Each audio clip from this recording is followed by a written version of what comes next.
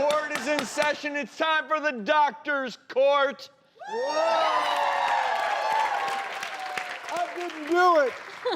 I'm innocent. I love how happy he is when he gets that gavel. Give the guy a little power.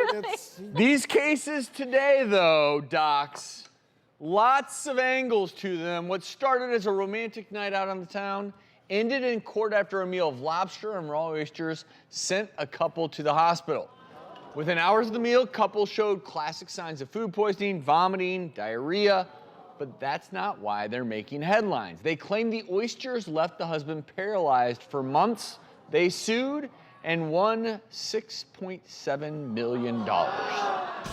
A jury awarded them nearly $7 million because of food poisoning. As News Channel 8's Ryan Hughes shows us, despite that multi-million-dollar verdict, the lives of the Dade City couple will never be the same.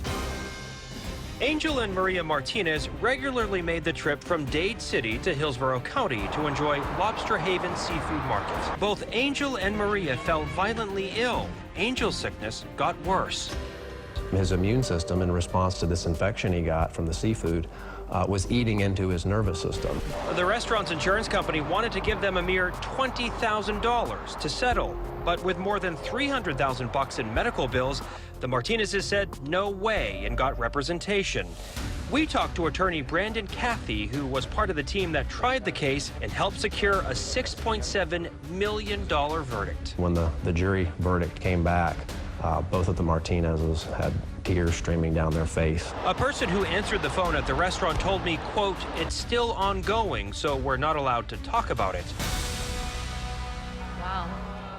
First things first, just to describe what happened, this gentleman had something known as Guillain-Barré syndrome. In med school, we learned this as an ascending paralysis. And, you know, this is one of those things most commonly happens after some sort of GI or respiratory illness. And then what happens is your body will actually create antibodies that end up attacking your own tissues, in this case, your peripheral nervous system, and it can lead to this ascending paralysis. The good news is, in many of these cases, over time, symptoms will resolve.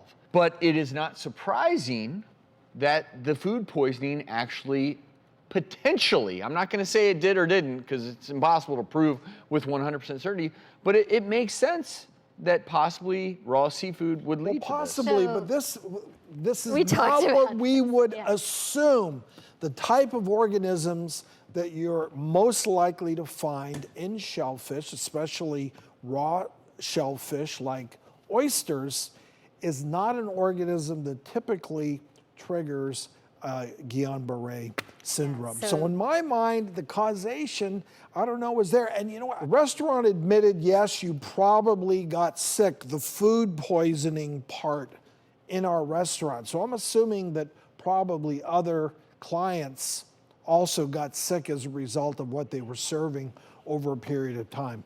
But it's classic to a few weeks after a respiratory illness or a GI illness, that's when you might start to develop Guillain-Barré syndrome, which is exceedingly rare. This is not a common thing, but it's not like you can go out there and prepare yourself for a case of Guillain-Barré syndrome. This can happen for reasons we can't fully explain. My point is the time course of this would support the idea that possibly the food was at fault. But having said that, I will humbly say I do not agree with a verdict of $6.7 million because food poisonings happen all over the place. And to me, whether it was the raw oysters or something else, every time we eat any food anywhere, you're assuming the risk. And no one can ever predict.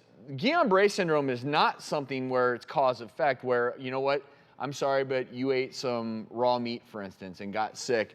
There's no way that you could ever predict that illness would lead to Guillain-Barré syndrome.